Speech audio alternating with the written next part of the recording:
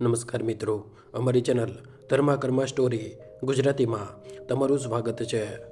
આપણી આજની કહાની એક હૃદયસ્પર્શી કહાની બનવાની છે, તો આ કહાની અંત સુધી સાંભળજો।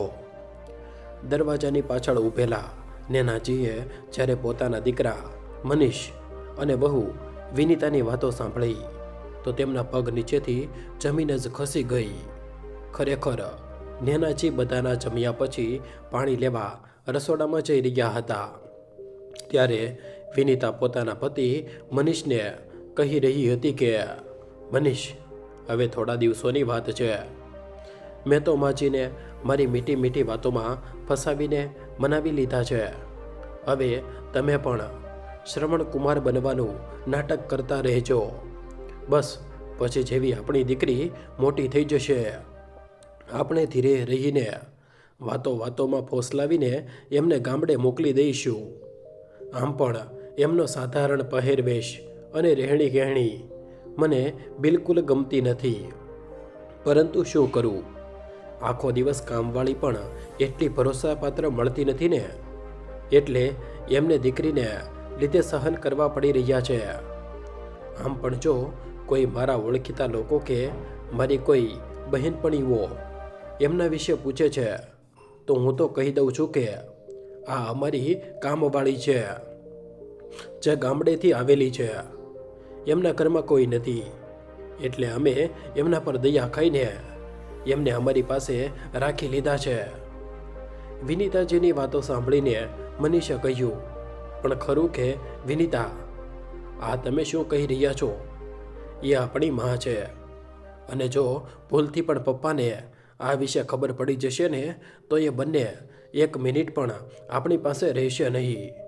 થોડું વિચારીને બોલ્યા કરો, નહીંતર દીકરાની દેખભાળથી હાથો ધોઈ બેસશો। ત્યારે વિનીતા બોલી, અરે મનીષ, તો મેં ક્યારે કહ્યું કે એમને અત્યારે જ આ બધું કહેવાનું છે? હું તો બસ એમને આ વાત કરી રહી હતી। જોજો મનીષ, તમે પણ આ વિશે માજીને કંઈ કહેતા નહીં, નહીંતર વાત બગડી જશે। નેનાજી પોતાના દીકરા વહુની બેધારી નીતિ ભરેલી આગળથી વધુ વાતો સાંભળી ન શક્યા અને રસોડામાંથી પાણી લઈને ચૂપચાપ પોતાના રૂમમાં આવી ગયા। રૂમમાં આવીને જોયું તો તેમના પતિ પ્રેમોદજી ગાઢ ઊંઘમાં સૂઈ રહ્યા હતા, કારણ કે તેઓ દિવસભર કામ કરતા હતા, તો રાતનું જમ્યા પછી થોડું ચાલ્યા બાદ તેમને જલ્દી ઊંઘ આવી જતી હતી અને સવારે કોઈ ગમે ત્યારે ઉઠે, તેમને 4 વાગ્યે ઉઠવાની આદત હતી। તેઓ સવારે 4 વાગ્યે ઉઠીને નાહી ધોઈને પૂજાપાઠ કરીને જે પણ નાસ્તો મળ્યો તે ખાઈ પીને પોતાના કામ પર નીકળી જતા હતા અને નેનાજી પણ મહેનતુ સ્ત્રી હતા। તેઓ પણ પ્રમોદજી સાથે ખંભે ખંભો મિલાવીને ચાલતા હતા। દીકરાના લગ્ન પછી પણ તેમણે ક્યારેય એવી આશા મનમાં ન રાખી કે સવારનો નાસ્તો વહુ બનાવીને આપશે। તેઓ સવારે ઉઠીને પોતાના પતિ માટે નાસ્તો બનાવતા, તેમને ખવડાવી પીવડાવીને જ કામ પર જવા દેતા હતા। પરંતુ આજે વહુ દીકરાની વાતોને નેનાજીના હૃદયને વીંધી નાખ્યું હતું। ક્યાં તો નેનાજી પોતાની વહુના વખાણ કરતા થાકતા ન હતા। તેઓ બધાને એ જ કહેતા હતા કે તેમને વહુ સાથે સારો વ્યવહાર કરતા નથી આવડતું, એટલે તમે વહુની ખરાબી કરતા રહો છો। પરંતુ જો તમે વહુ સાથે દીકરીની જેમ વ્યવહાર કરશો તો તે પણ તમારી સાથે માની જેમ વ્યવહાર કરશે। અને તેઓ ખોવાઈ ગયા પોતાના ભૂતકાળમાં। જ્યારે વિનીતા લગ્ન કરીને પોતાના સાસરે આવી હતી અને બંને પતિ પત્નીને નોકરી કરવાની હતી, તો એ બંનેએ નેનાજી અને પ્રમોદજીને પોતાની સાથે શહેર આવવા માટે કેટલી વિનંતીઓ કરી હતી, અને વહુ તો એવી વાતો કરતી હતી જાણે એના શબ્દોમાંથી મધ ટપકી રહ્યું હોય। તે નાનાજીને મમ્મીજી મમ્મીજી કહેતા થાકતી ન હતી, પરંતુ જેમ જેમ દિવસો વીતવા લાગ્યા ત્યારે મમ્મીજીમાંથી માજી કહેવા લાગી। નેનાજીએ પણ ધ્યાન ન આપ્યું, પરંતુ આજે નેનાજીએ એ દિવસો યાદ આવી રહ્યા હતા જ્યારે વિનીતા પોતાની સાસુને કહેતી, માજી, આજે તો ખૂબ મોડું થઈ ગયું છે, શું કરું? દીકરીએ આખી રાત સૂવા જ ન દીધી. વહેલી સવારે આંખ લાગી ગઈ, પણ ઓફિસ જવાની ચિંતામાં તરત ઉઠવું પડ્યું. આજે તો મન ઓફિસ પહોંચવામાં ખૂબ મોડું થઈ જશે. માજી, મારું ટિફિન તૈયાર છે શું? તૈયાર થઈ ગયું હોય તો જલ્દીથી આપી દો. વિનીતા પોતાની દીકરીને ખોળામાં લઈને ફરતા ફરતા બોલી. લો બેટા, એક મોટો નાસ્તાનો ડબ્બો અને એક નાનો ડબ્બો. જ્યારે ભૂખ લાગે ખાઈ લેજે. અને આ રહી ગરમ પાણીની બોટલ.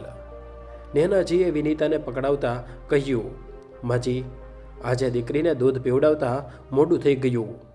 મેં તેને દૂધની બોટલ ભરી દીધી છે. આને સમય પર જ પીવડાવી દેજો. જો કોઈ મુશ્કેલી હોય તો ફોન કરી દેજો. પ્રયત્ન કરીશ જલ્દી આવવાનો. અને હા, મેં બધું કરિયાણું મંગાવી લીધું છે, તમે લઈ લેજો.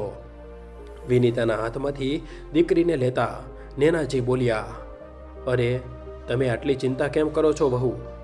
તમે નિરાતે ઓફિસ જાઓ, હું છું ને અહીં, બધું સંભાળી લઈશ. અને જો કોઈ મુશ્કેલી આવી તો ફોન તો છે, ફોન કરી દઈશ.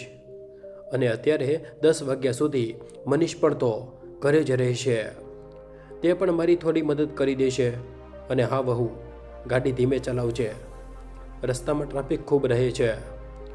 વિનીતા હસી પડી અને ગાડીની ચાવી લઈને ટિફિન અને પાણીની બોટલ લઈને ચાલી ગઈ.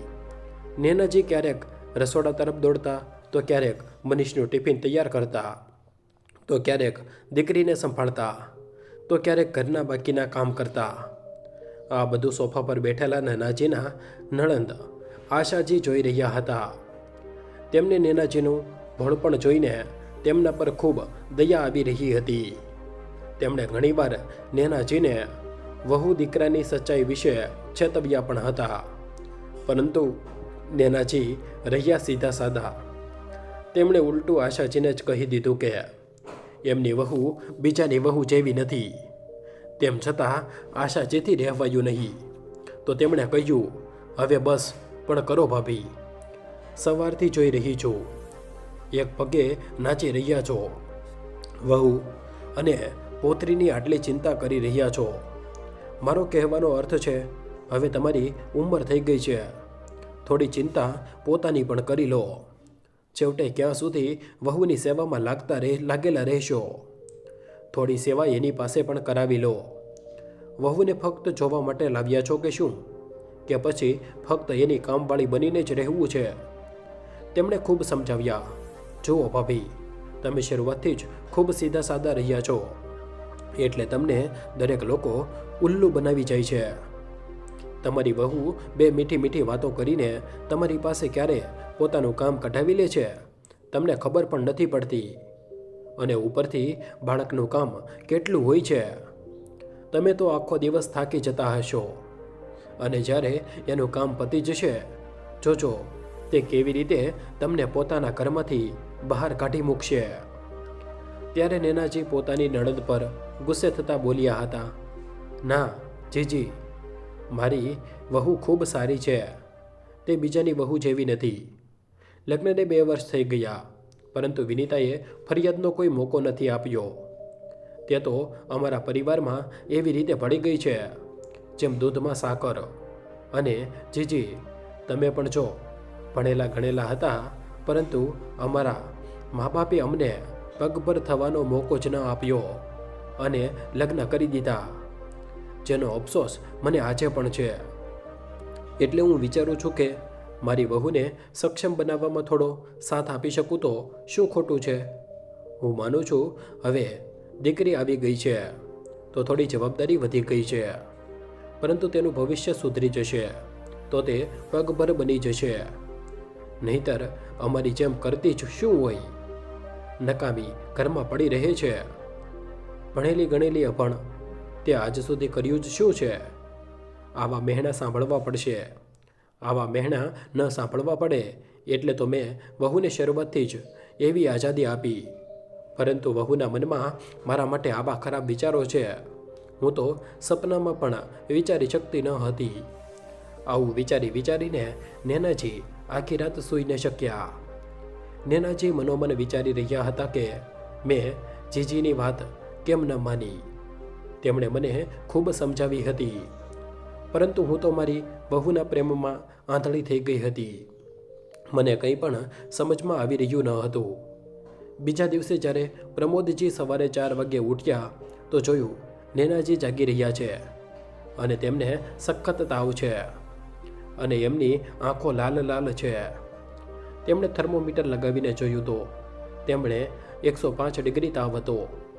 પ્રમોદજી નેનાજીની હાલત જોઈને ગભરાઈ ગયા. તેઓ પોતાના દીકરા મનીષને જગાડવા માટે જવા લાગ્યા તો નેનાજીએ હાથના ઈશારાથી ના પાડી દીધી અને સવાર થવાની રાહ જોવા માટે કહ્યું. જેવી સવાર થઈ વિનીતાએ જોયું આજે તો રસોડામાં કોઈ હલચલ નથી અને લાગ્યું માજીએ બધું જમવાનું બનાવી લીધું હશે અને નવરા થઈને બેસી ગયા હશે. તે દીકરીને લઈને સીધી નેનાજીના રૂમમાં ગઈ તો ત્યાંનું દ્રશ્ય જોઈને તો તેના પગ નીચેથી જમીન જ ખસી ગઈ. પ્રમોદજી નેનાજીના કપાળ પર ભીના કપડાના પોતા બદલીને લગાવી રહ્યા હતા અને નેનાજી પીડાની કણસી રહ્યા છે. એને તો નેનાજીની તબિયત વિશે પૂછ્યું ના તો દીકરીને એમની પાસે છોડી તે સીધી રસોડામાં ગઈ અને બધા વાસણ ખોલીને જોવા લાગી કે માજીએ કંઈ બનાવ્યું છે કે નહીં. જોયું તો બધા વાસણ ખાલી પડ્યા હતા. હવે તો વિનીતાનો પિત્તો 7મા આસમાને પહોંચી ગયો. તે પોતાના પતિ મનીષને ઢંઢોળતા ઉઠાડ્યો અને દીકરાને તેની પાસે પટકતા બોલી, ચાલો ઉઠો અને જમવાનું બનાવો, મારો ઓફિસ જવાનો સમય થઈ ગયો છે. તે દિવસે તો વિનીતાએ બહારથી જમવાનું મંગાવીને પોતાના માટે અને ઘરના બધા લોકો માટે જમવાનું મંગાવી લીધું. પરંતુ હવે તો નેનાજી દિવસે ને દિવસે નબળા પડતા જઈ રહ્યા હતા, કારણ કે ના ઈચ્છવા છતાં પણ તેમના કાનમાં દીકરા વહુની એ જ વાતો ગુંજતી રહી. એટલે હવે તેઓ પહેલાં જેવા તંદુરસ્ત ન હતા. વિનીતાએ જોયું માજી તો હવે કોઈ કામના નથી રહ્યા, એમના ઉપર પૈસા ખર્ચવા નકામા છે. તો તેણે દીકરીને ડે કેર સ્કૂલમાં મોકલી દીધી અને હવે ના તો પોતાની સાસુ સાથે સરખી રીતે વાત કરતી રહી હતી, ના તો સસરા સાથે. એક દિવસ તો તેણે પોતાના સાસુ સસરાને પોતાના ઘરમાંથી નીકળી જવા માટે કહી દીધું. તેનાથી દુઃખી થઈને પ્રમોદજી પોતાની પત્નીને લઈને પોતાના જૂના મકાન જે ગામડે હતું ત્યાં ચાલ્યા ગયા. ત્યારે થોડા દિવસો વીત્યા બાદ વિનીતાની બહેનના લગ્ન હતા, જેમાં પ્રમોદજી અને નેનાજીને પણ બોલાવવામાં આવ્યા હતા.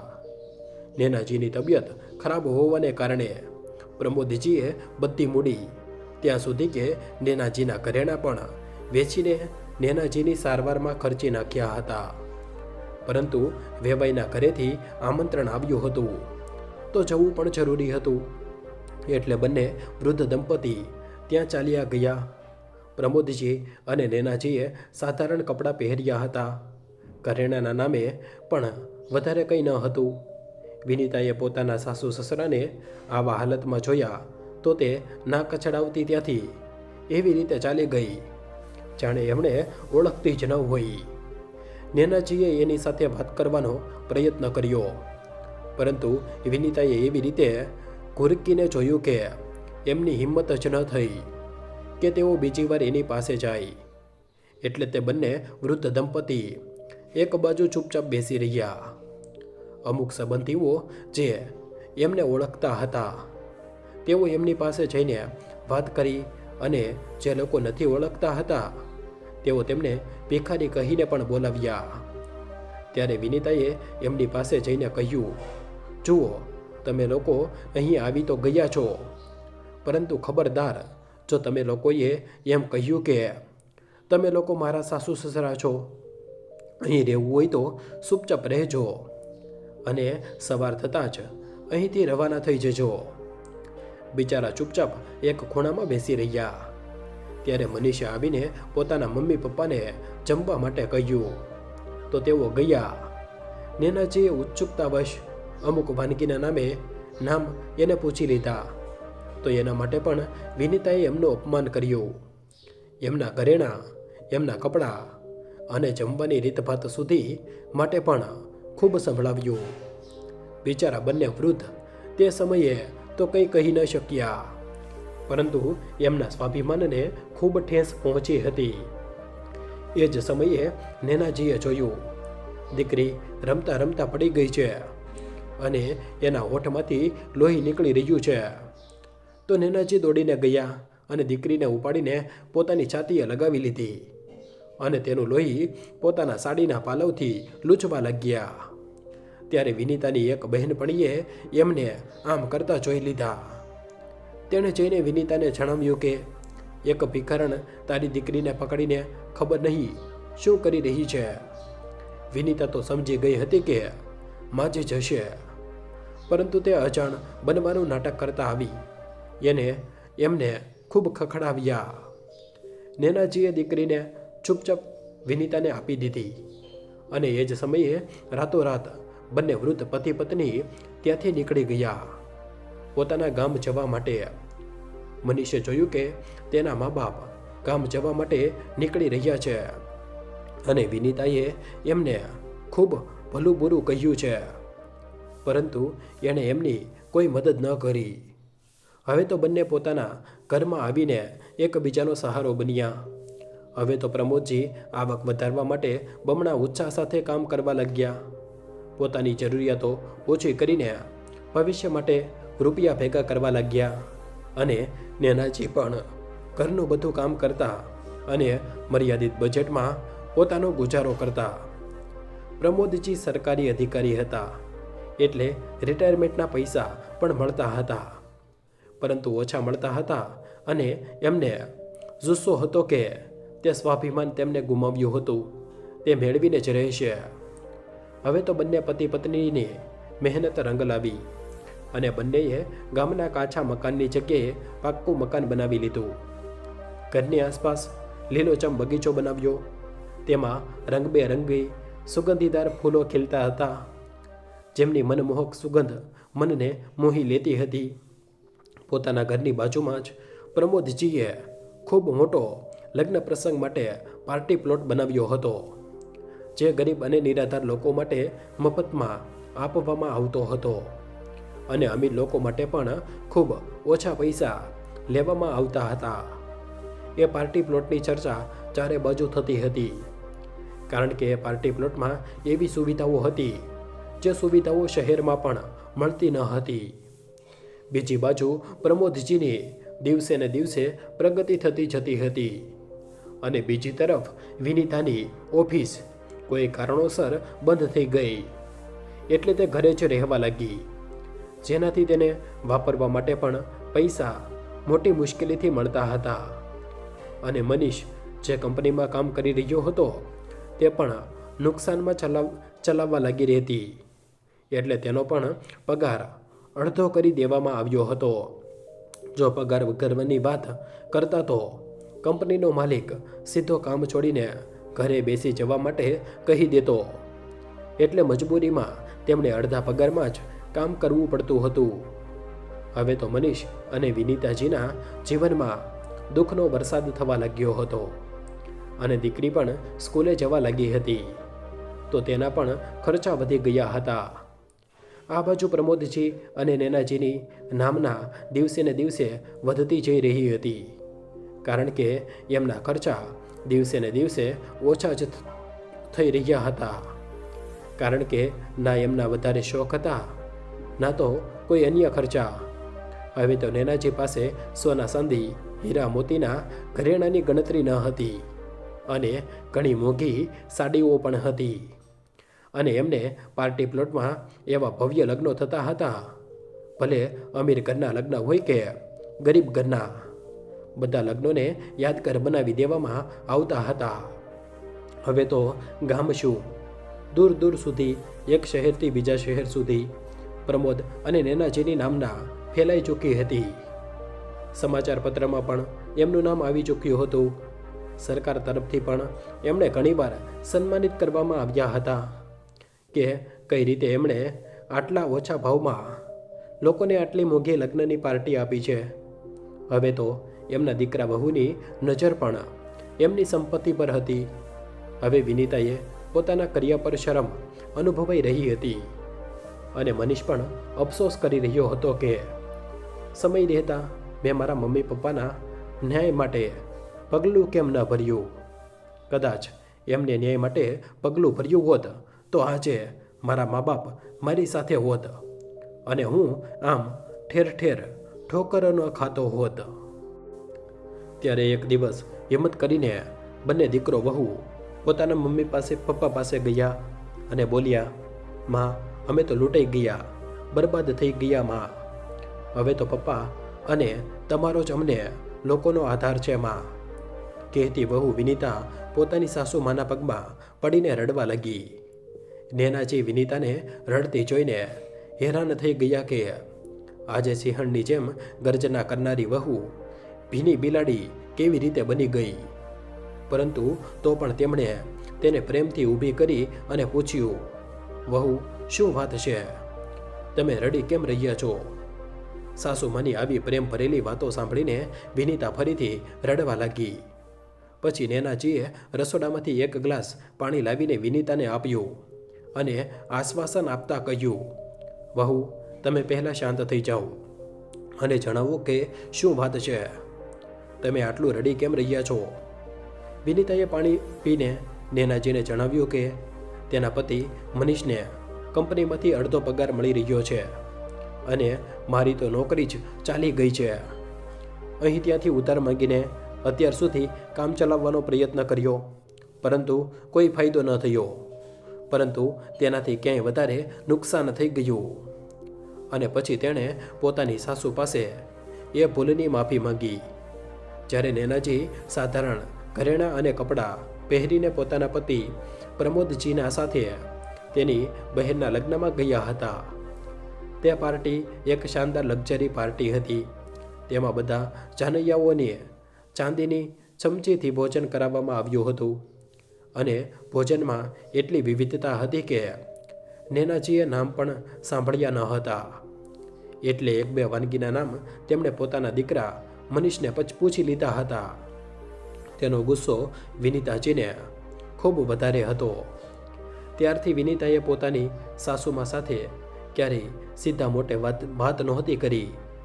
મનીષે તેને સમજાવી પણ હતી કે બધા લોકો બધી વસ્તુઓ વિશે નથી જાણતા અને માએ પૂછી લીધું તો શું થઈ ગયું. પરંતુ જ્યારે નેનાજીએ મનીષને પૂછ્યું હતું ત્યારે વિનીતાની કોઈ બહેનપણીએ સાંભળી લીધું હતું અને જઈને વિનીતાને કહી દીધું કે તારી સાસુને એટલી પણ ખબર નથી કે આને શું કહેવાય છે. આ અભણના અભણ જ રહી ગયા અને જોવામાં કેવા દેખાઈ રહ્યા છે. કામવાળીની જેમ ના એમના કપડામાં ઢંગ છે ના તો ઘરેણામાં. ખબર નહીં તું એમની સાથે કેવી રીતે એડજસ્ટ કરી લે છે. આટલું કહીને તે નખરાળી પોતાના વાળ લહેરાવતી હા હા કરીને હસીને ત્યાંથી ચાલી ગઈ. એની વાતો સાંભળીને તો જાણે વિનીતાના શરીરે આગ જ લાગી ગઈ હતી. તેણે પોતાની સાસુનો એક હાથ પકડ્યો અને ઘસડીને આખા સમાજની વચ્ચેથી એક રૂમમાં લઈ જઈને બહારથી દરવાજો બંધ કરી દીધો અને એક વેટરને કહીને જેટલી પણ વાનગીઓ બની હતી બધી વાનગીઓ નેનાજી પાસે પહોંચાડી દીધી અને તેમને કડક સૂચના આપી દીધી કે ખબરદાર, જો બહાર આવ્યા તો. બિચારા નેનાજી આખી રાત એ રૂમમાં બેઠા બેઠા વિચારતા રહ્યા કે છેવટે મારી શું ભૂલ હતી જે વહુએ મને રૂમમાં બંધ કરી દીધી. પછી જ્યારે બધા મહેમાન ચાલ્યા ગયા ત્યારે વિનીતાએ દરવાજો ખોલ્યો અને સીચો પાડીને કહેવા લાગી, શું જરૂર હતી તમારે આટલા સાધારણ કપડાં અને ઘરેણાં પહેરીને આવવાની? અને જો તમારી પાસે સારા અને મોંઘા કપડાં ઘરેણાં ન હતા તો તમે મારી પાસે ભીખમાં માંગી લેત અને ભિખારી સમજીને હું આપી દેત. ઓછામાં ઓછું આટલી મોટી લક્ઝરી પાર્ટીમાં મારું અપમાન તો ન થાત. આટલા માટે નેનાજી અને પ્રમોદજીએ સમયે રાતોરાત ત્યાંથી પોતાના ઘરે પાછા આવી ગયા હતા. ત્યારે નેનાજી બોલ્યા, એ વાતોને યાદ કરીને હવે કોઈ ફાયદો નથી બહુ.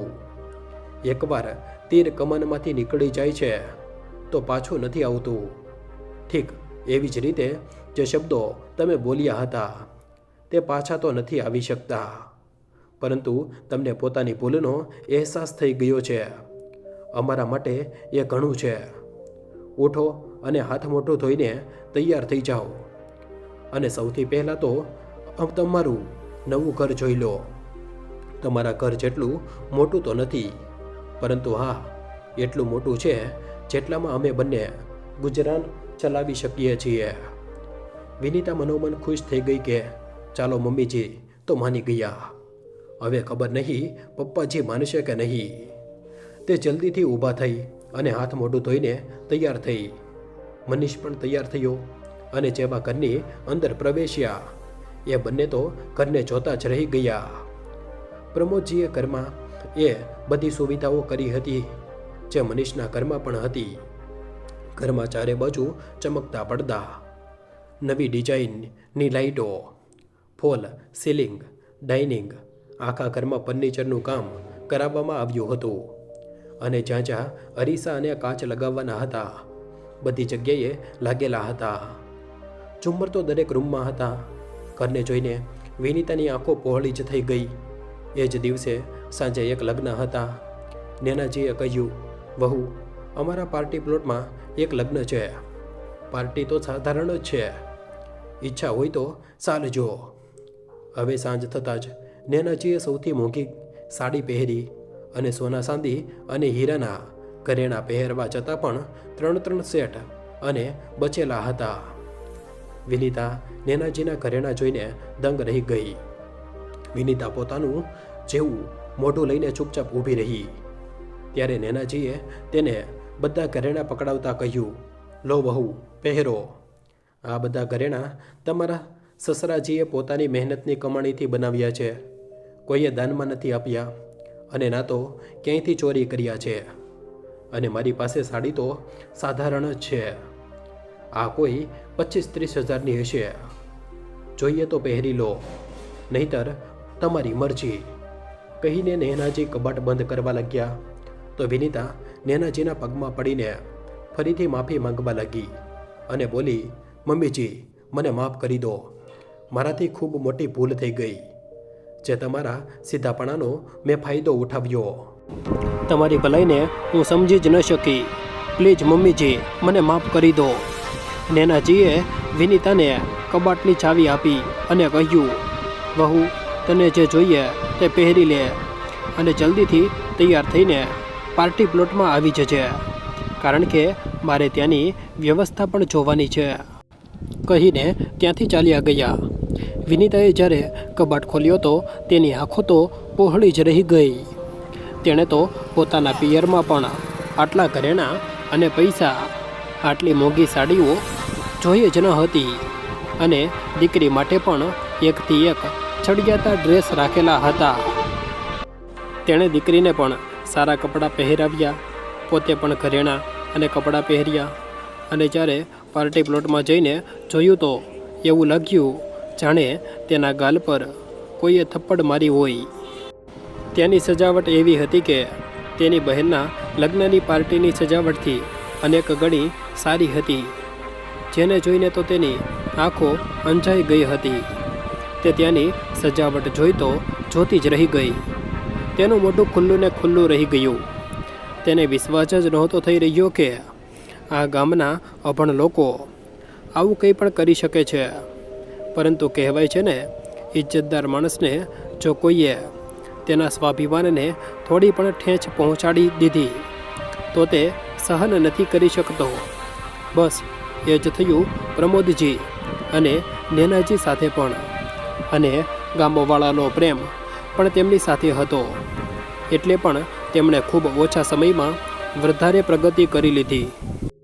અને સૌથી મોટી વાત, તેમણે બધાનું ભલું જ કર્યું હતું, કોઈનું ખરાબ નહોતું કર્યું. એટલે ભગવાને તેમને પણ પ્રગતિ કરવાની તક આપી. જ્યારે લગ્નની પાર્ટી પૂરી થઈ ગઈ તો નેનાજીએ કહ્યું, બેટા મનીષ, અને ક્યાં સુધી રોકાવાનો વિચાર છે? એમને તો લાગી રહ્યું હતું કે મમ્મી પપ્પાએ એમને માફ કરી દીધા. પરંતુ માની વાતો સાંભળીને બંનેને પોતાનું જેવું જ મોઢું લઈને પાછા ખાલી હાથે જવું પડ્યું. તો મિત્રો, એટલે જ કહેવાય છે કે ક્યારેય પણ પોતાના મા બાપનું દિલ દુભાવવું જોઈએ.